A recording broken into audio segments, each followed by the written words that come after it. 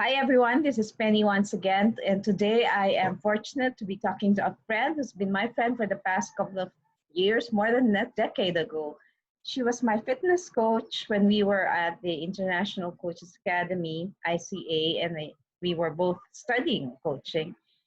You know how long ago that was? That was 2009, I think. So it's really more than a decade ago, and she was my fitness coach. And we'll talk about fitness in a bit. Introducing to you Colette. Colette, can you introduce yourself as well, please? Hi, Penny. Yes, I'm Colette, and thank you for doing this, Penny. It's amazing what you're doing. Um, so yes, I was your fitness coach, and when we were studying life coaching, and since I'm actually a perpetual student, to be honest, and I'm still studying, um, I kind of gone through several courses in coaching, including integrative nutrition, feng shui. And at the moment, I'm going through certification for a class called Nirvana. It's kind of a combination between yoga, Pilates, um, and cued breathing. It's a specific breathing technique which retrains the body to breathe properly. It's really amazing, and it's done to really beautiful music. It's choreographed to music. So yeah, and I think it's really timely that that should come in now into play, because once I'm certified, I'm going to take it online so that I can do it, on Skype and just teach people basically how to breathe.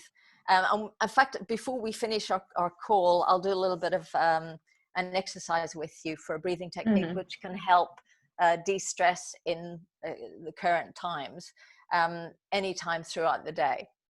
So yeah, that's what I'm doing at the moment. I'm also working on a project with someone from superconscioussuccess.com. And that's a platform of light workers, and it's a high vibrational platform full of blogs, interviews, and courses. So I'm working on doing courses online with this lady. She's in Australia. So that's keeping me busy at the moment. Oh, I like what you said. We will do some breathing exercises. Yes. I asked you if we could delay this. We could move our conversation by 1.5 hours Yeah. because I wanted to rest because I felt kind of it was creeping in, the being overwhelmed with what's happening, and income isn't coming in, and what will it be after COVID? You know, how will life be? What will I do? Those things are creeping in, and you're right. Lunchtime, I had a bottle of wine and chips, so I was eating away. So we were talking about it, that many people say that this time we were all so sexy before COVID, and after COVID, we are all gaining weight. So, how do you keep fit? I know you do those kinds of exercise, but for us who may never have done yoga, may never have done Pilates, what is your recommendation? For this specific time, actually, yeah, I'm hearing a lot as well about people gaining weight, and I think it's the availability of, they're in their homes for the whole day, um, and so it can be overwhelming. And the fact that the food is, your kitchen's open all the time and food is available, so why not? So there's a few techniques you can do, and also in terms of keeping fit, there's just so much on YouTube at the moment. You have to just choose what fits you. You cannot go from just being not doing anything in the day before COVID to now being an athlete.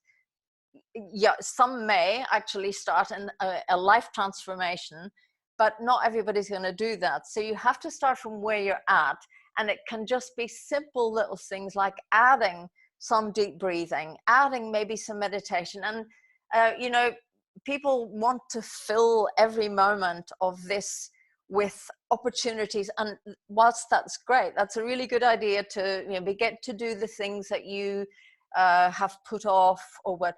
But there's a lot of people setting themselves up with huge challenges because they think they have to, because YouTube's full of people telling them that now you have to do everything you've always wanted, and that in itself, apart from COVID-19, can be overwhelming.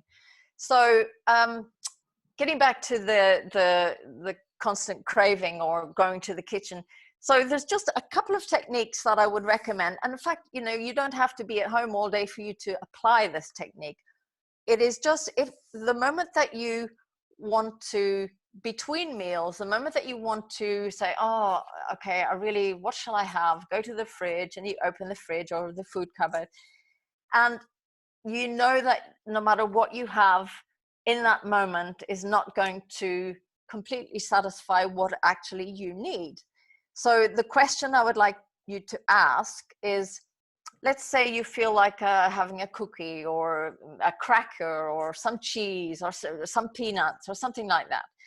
Before you actually go near the kitchen, stop, take a moment, or even just get up and go to another room. And just sit for a moment and close your eyes and say, okay, so what is it that I need?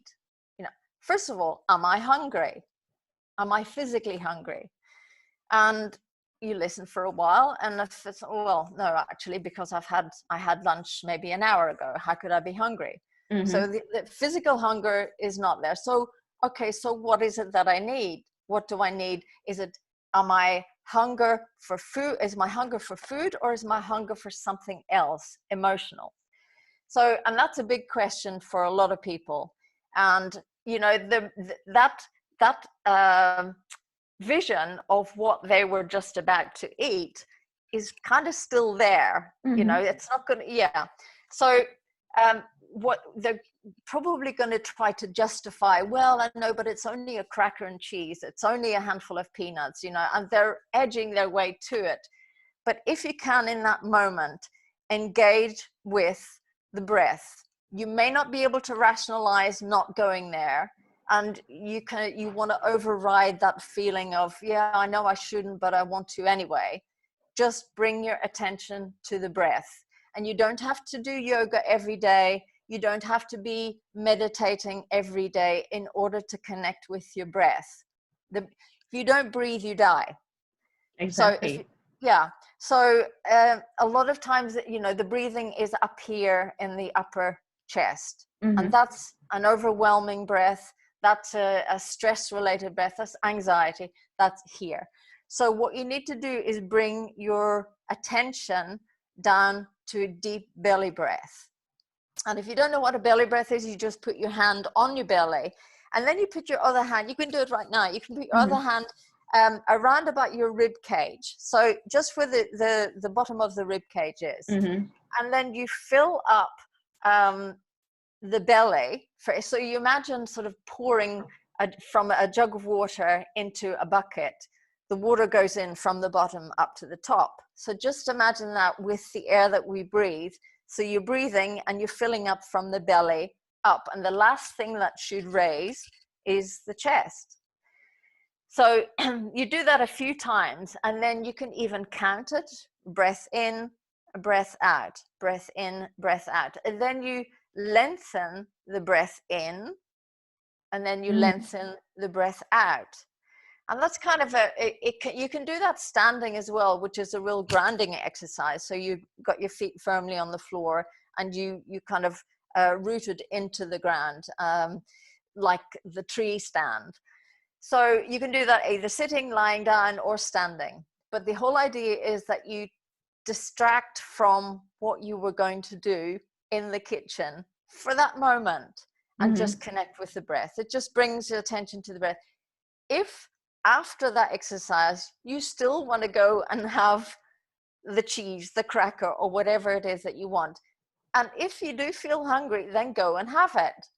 But the idea is that you're just bringing consciousness mm-hmm. to the body, instead of working from the mind. And the mind wants the cheese crackers, the mind wants the peanuts, the mind wants the chocolate. And in the end, if you are fighting with yourself to get that, then chances are that actually, if you're craving something like salty or sweet, if you're craving salty, oftentimes it means that there's something deficient in the food that you're eating. For example, if you're craving salt, it could mean that you're deficient in iodine, you're deficient in some minerals. So see where that you can upgrade what you are eating when it comes to eating your food, eating your meals. So Mm-hmm.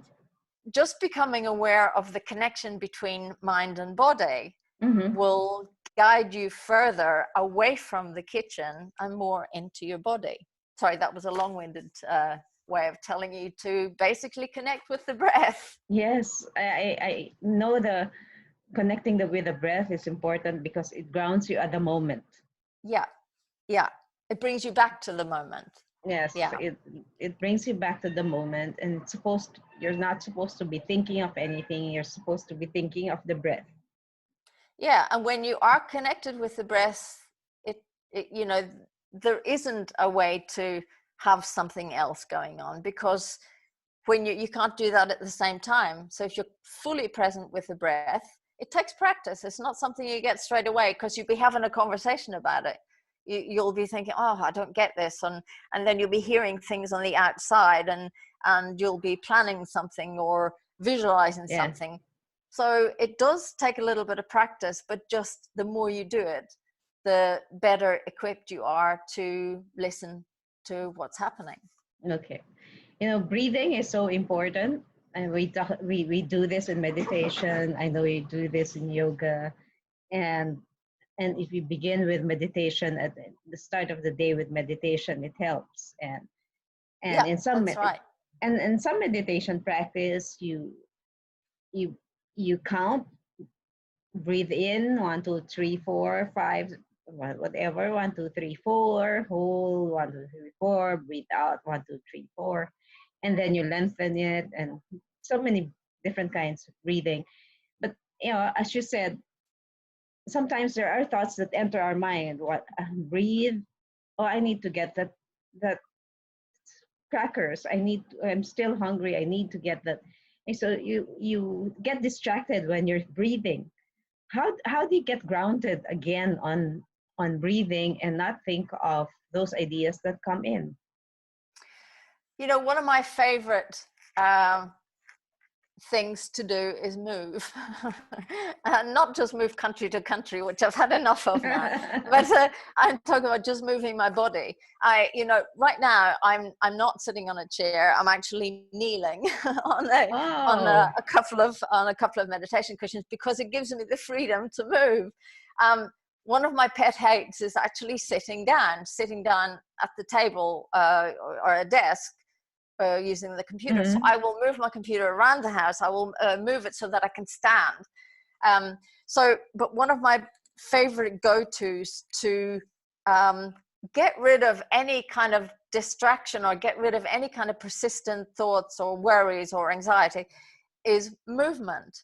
And I've kind of over the years become a exercise opportunist, and it doesn't necessarily have to mean planned exercise like going to the gym, well, which you can't do now anyway, but specifically planning for a scheduled exercise. It just means moving as many times as you possibly can throughout the day.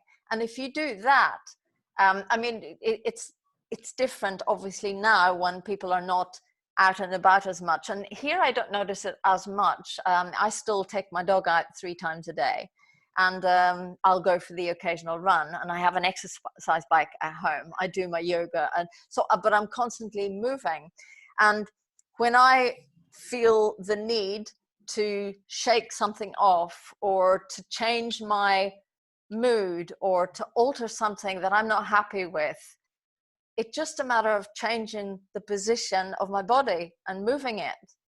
And that's when creative ideas will come. That's when solutions will come.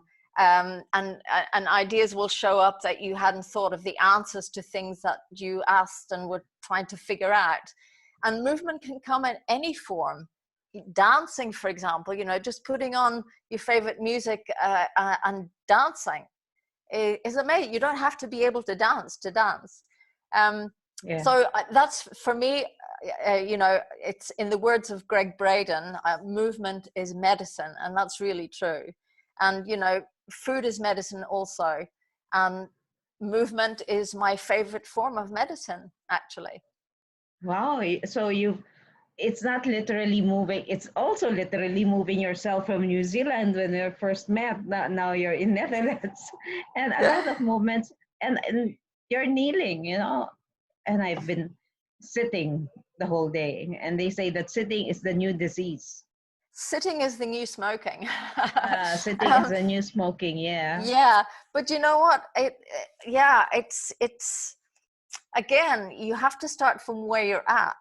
If it's not something that you're used to doing, getting up all the time and moving, it can be so little steps. And one of my biggest missions is to help people to take the tiny steps every day to make small changes that over time will create massive transformation.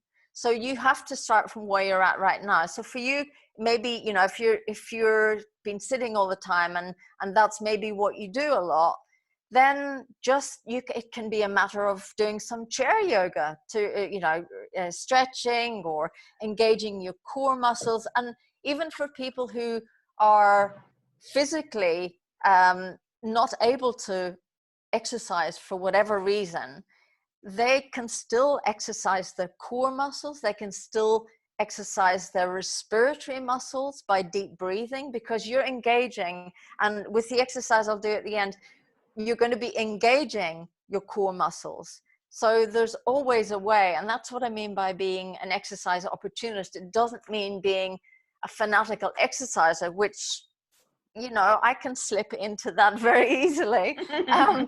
But it just means that you take the opportunity to move whenever you can. And one of my biggest, I guess, recommendations is that you do a little movement after each meal. And that can be enormous. First of all, it can really help your digestion.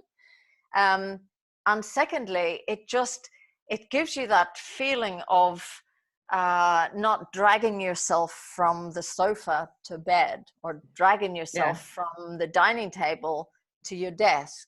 Just that little bit of movement. It can be anything. So it's finding your favorite way of moving. Like I said, it can be anything, and the choice is endless now Hmm. on YouTube. So yeah, that would be find your own way of movement, but just do it. Yeah.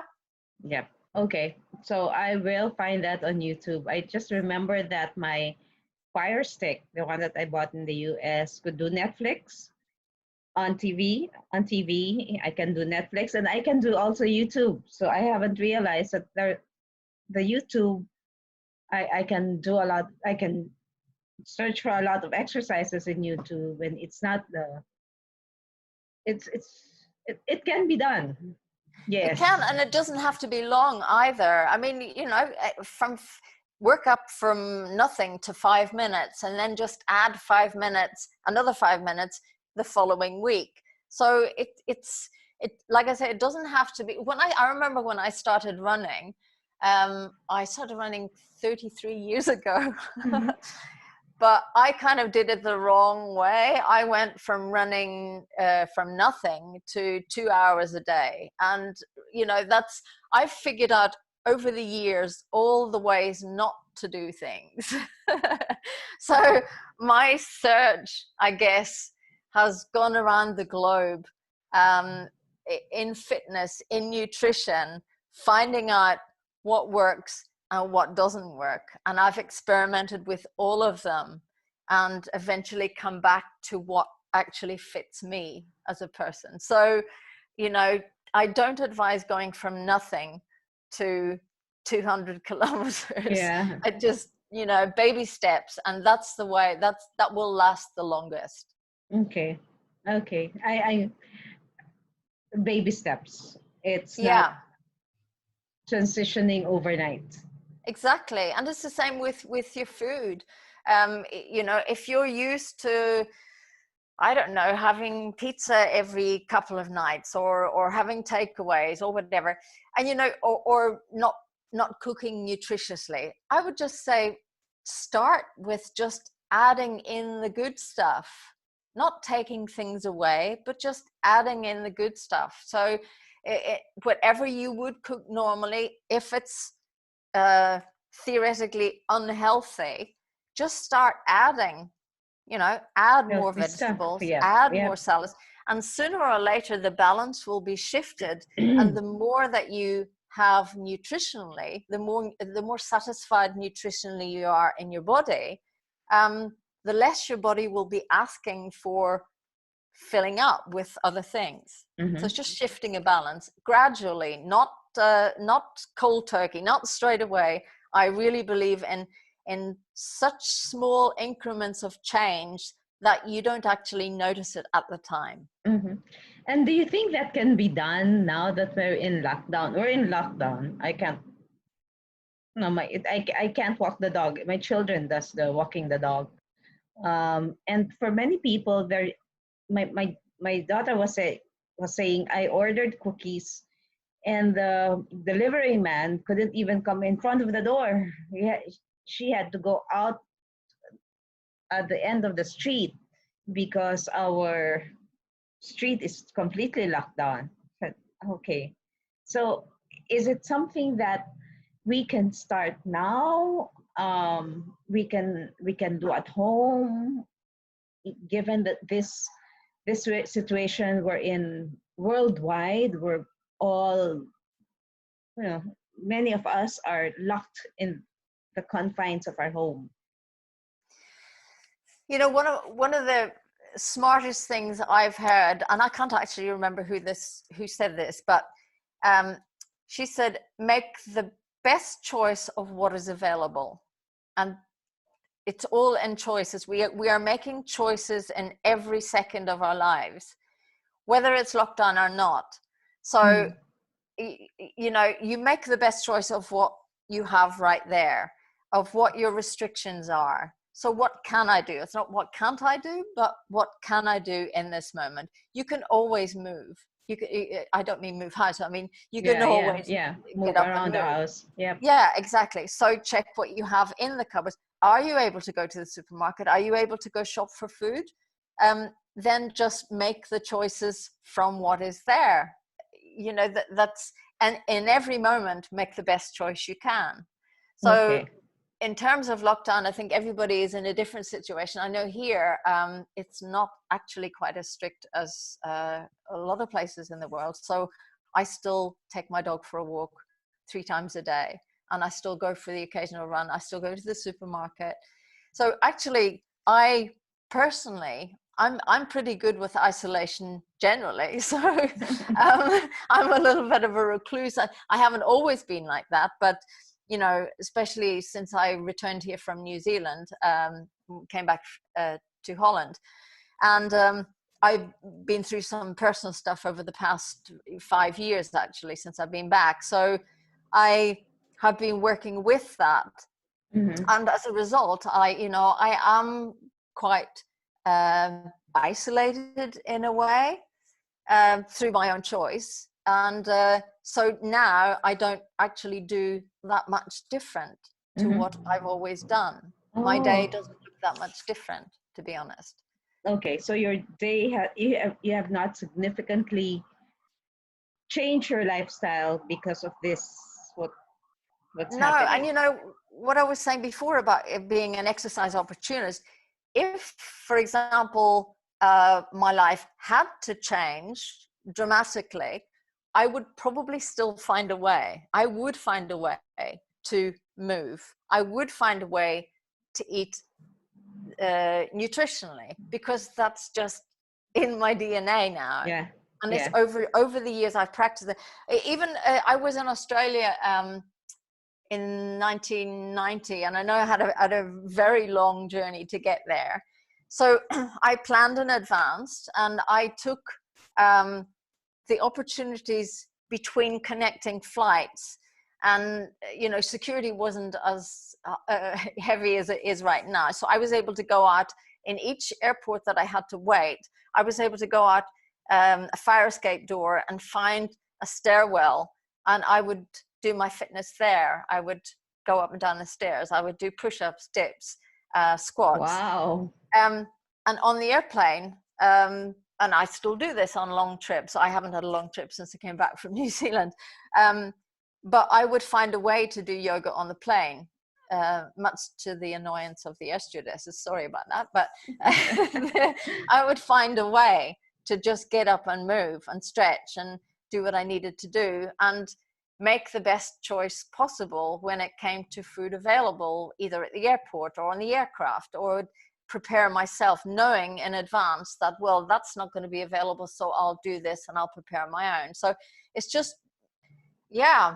It's conscious effort on your part.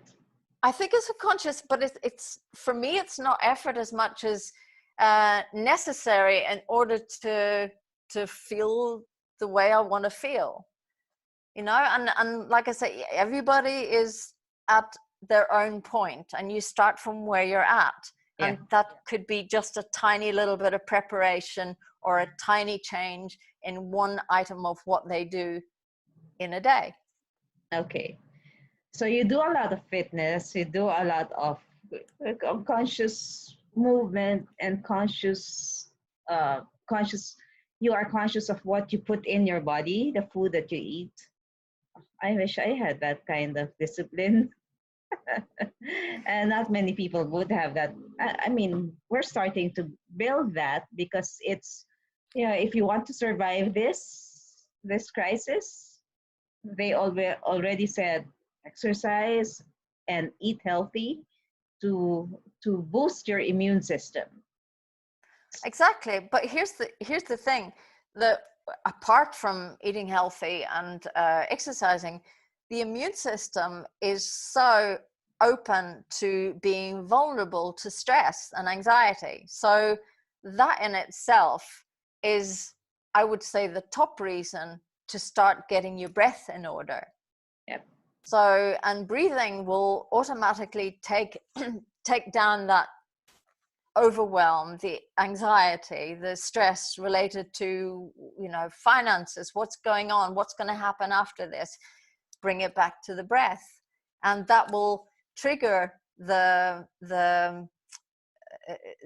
body to allow the parasympathetic nervous system to take over, and it will set the immune system in high boost. Okay, now that we're talking about the breath, can you share that exercise? Yes, I will. So, well, actually, there's two exercises. I'm going to tell you the short one first, and the other one is only a minute or so. So the short one is basically it's a distraction, which I would absolutely recommend in those moments that we talked about earlier, when you feel that you want to go to the kitchen and you're not hungry, and you've just had your meal, but you still want to go to the kitchen. So this is it takes 16 seconds to disrupt that thinking pattern. It can be done anywhere. You inhale for the count of 4. You hold your breath for the count of 4. You exhale for the count of 4. And you hold your breath again for the count of 4. So inhale for the count of 4. Hold the breath for 4. Exhale for 4. Hold your breath for 4. And do that just as a temporary disrupt for when you want to, or when you feel overwhelmed, or when you want to go and snack when you're not hungry. So that's the first one. I know I do that with Calm, the app. So Calm has that exercise. And some days. I have a question though. When you inhale, and the recommendation is close your eyes, inhale. Do you hold for a count of 4 and exhale? Do you exhale with your mouth? Okay, there's two ways you can do this, and actually I'm going to do 2 exercises with you after this if I can. One is going to be with, it's called pursed lips, and this is connected with the Nirvana training that I'm doing. The exhale is through pursed lips, so it's like so. Yep. So inhale through the nose and exhale through the mouth. But in yoga breathing is mostly inhale through the nose, exhale through the nose. So, and that is also a really good technique for when you're trying to get your parasympathetic system working, and for your digestion. So inhale through the nose, exhale through the nose for when you want to, just before you eat, to trigger your body to think, well, I'm relaxed now, I can put my attention on digesting my food. Because if you're eating, if you sit down to eat and you're angry or you're stressed or you're rushed and you don't think about what you're eating, then your body's in stress, so it can't digest. So in order to get your body relaxed, you breathe in through the nose and out through the nose. Okay. The technique with the Nirvana is, in fact, one of the ways you can check this is you do inhale through the nose for the count of 4, and you hold your hand here and you purse lips, breathing out, so you feel the breath on your hand for 4. So it's a full exhalation, and that exhalation is coming from the ribs, just so filling up like a balloon in the rib cage. And when you exhale, you're exhaling so deep that you're actually feeling your core muscles activated. So you activate the entire core muscles. So you do inhale for 4, pursed lips, exhale for 4. And then you do that for about maybe 4 or 5 counts. Then the next time you inhale for 4, a deep inhale, and you exhale for 8. Now you'll notice a difference between the pressure of the 4 and the 8. It's just a longer exhalation, so the pressure on the hand is a little bit less. So you do that again for maybe 4 or 5 counts. And the last one is really training your respiratory system, and that is inhale deep for 4 and exhale for 12, for the count of 12. And that is a long one, so you have to regulate so that the pressure on your hand will be a lot less at 12 than it was for 4 and 8. So that's going to really train. So in for a real deep in for 4 and out for 4, in for 4, out for 8, in for 4 and out for 12. So practicing each one about 4 or 5 times. And that will really get your respiratory tract working. Okay. Inhale for 4, hold for 4. No, this is a separate exercise. Okay. So the exercise with Nirvana for training your respiratory tract is the in for 4, pursed lips, blowing out on your hand for 4.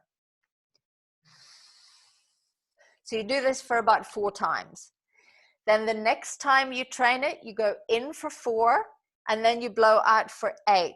Okay. So that will be, the pressure will be a little bit less. The last one is really going for it, and that's in for 4 and out for 12. So you'll notice the pressure on the hand a little bit more. So that's really training your, and that in itself, that's amazing. So that will bring your oxygen uptake in your body a lot higher than just sitting doing nothing. So that in itself is movement and exercise, but you're exercising your respiratory tract, and it can really boost your immune system.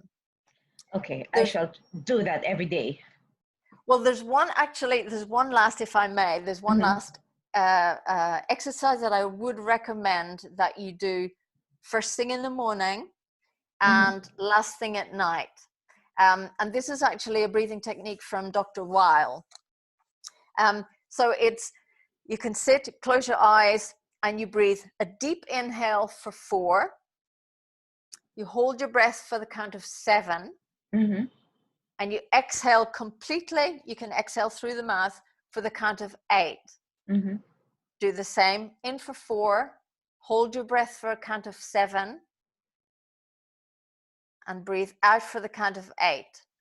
I can talk you through it now if you want it. So inhale for 4. Hold your breath for 7. 5, 4, 3, 2, 1, and exhale for 8.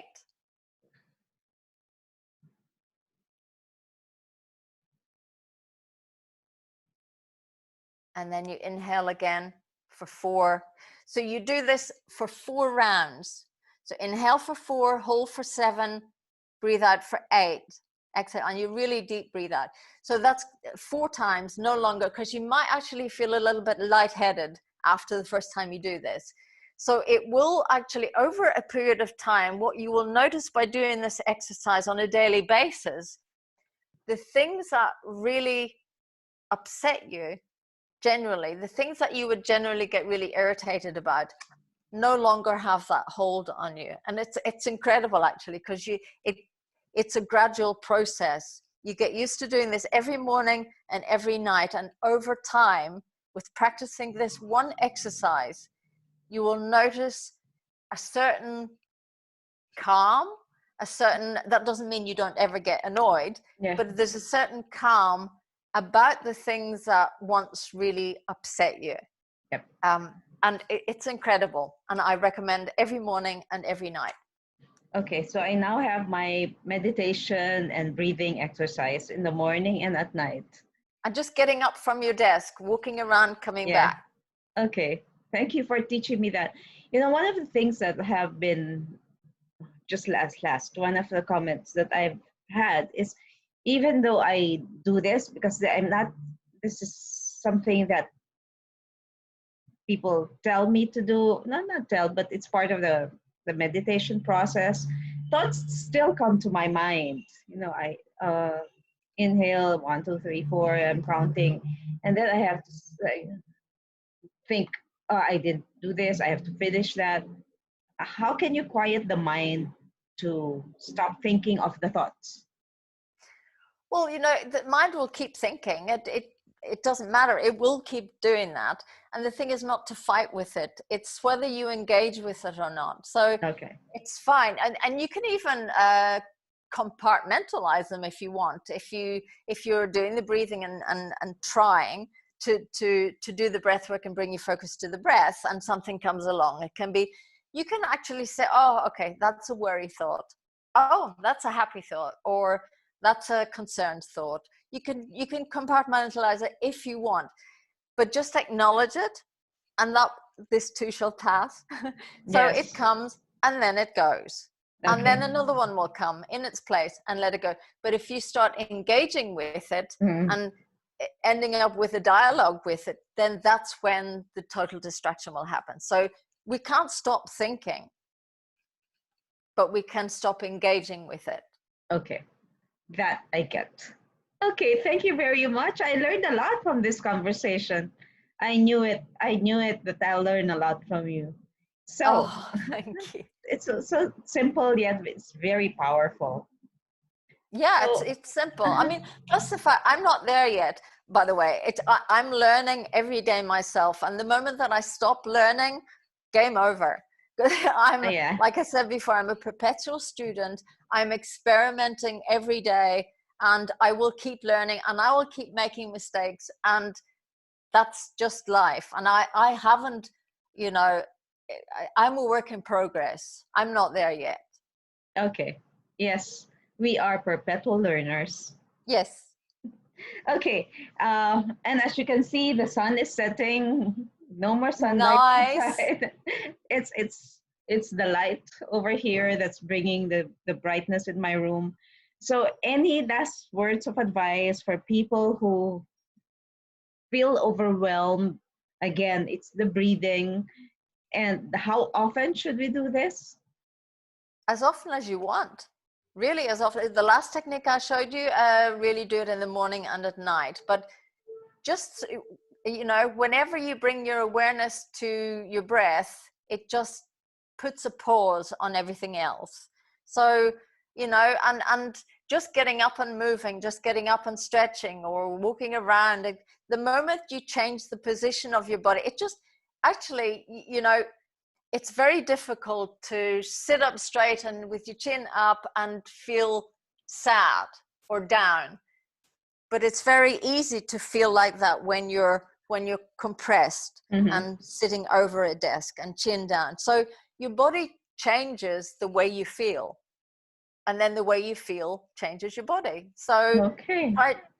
so the moment that you change the position of your body, even your posture and even how you walk will determine how you feel. Okay. So I get into like the that. position first. Okay, I like that. That means whenever I use the computer, I should be standing up every now and then. You know that there Every are. now and again, Yeah, yes. And yeah. also there's some techniques in this. This is my Oh, second book. your books. Yes. What are your books Well, about? actually, this is the first. The first one was Lighten Up.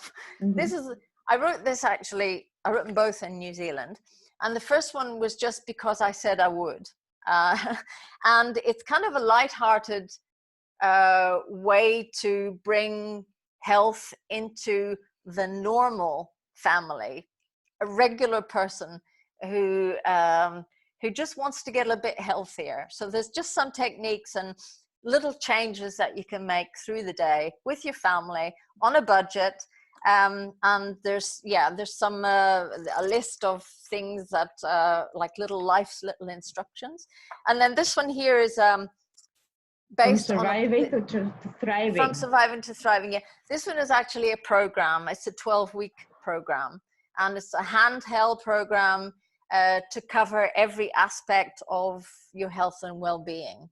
Mm-hmm. And it includes fitness. It includes a workout actually you can do from your home. Okay. They're both actually on Amazon, and they're very easy to read. And yeah. Yeah, we'll check it out. We'll check it out. So for those who are listening, you might want to get hold of Colette's books. The first one is entitled The first one is called Lighten Up. Lighten Up, and the second Yes. one is Second one from is From surviving Surviving to to Thriving. thriving, which is what we're experiencing Yeah. now. And people Yeah. are asking, after this, what now? And we need to be able to thrive after this if we learn learn from this COVID experience. Yeah, that's right. And I think there's just so much speculation on how it's going to be, and there's so much fear. And I actually maybe I'm just sort of excluding myself from it, but I don't engage with it that much. I do what I can do, and it's just do the thing that you're in control of, that you can control, and the rest you have to let it go. The rest you have to surrender. So do what you can. Mhm. And yeah, health starts at home. So there you go. Okay, health starts at home, and health starts with me. Absolutely. Absolutely. And health isn't just what you put on your plate. Yes, it's here as well, right? Yes. Yes. Okay, so thank you very much, Colette. Thank you for Thank you, saying Penny. yes. And it's nice to catch up with you again. Yeah, I know we've Yes. spoken maybe several months back, but it's nice to speak with you again. And from the Netherlands to the Philippines. I know, it's a small world. It is a No, small it's world. lovely to catch up, Penny, and we'll definitely do it again soon, yeah? Yeah, let's have another call with Barbara this time. The three of us. Yes. Yeah, Oh, that that would would be be nice. lovely. That Yes, would be that would be nice. lovely. Okay, so you take care, stay safe, stay home, but walk the dog 3 times a day, and have your Yes. run. Okay. Thank you, And Penny. Stay safe. thank you for the breathing exercises. I'll do that tonight. Okay, thank you. Okay, thank you. Bye. Bye.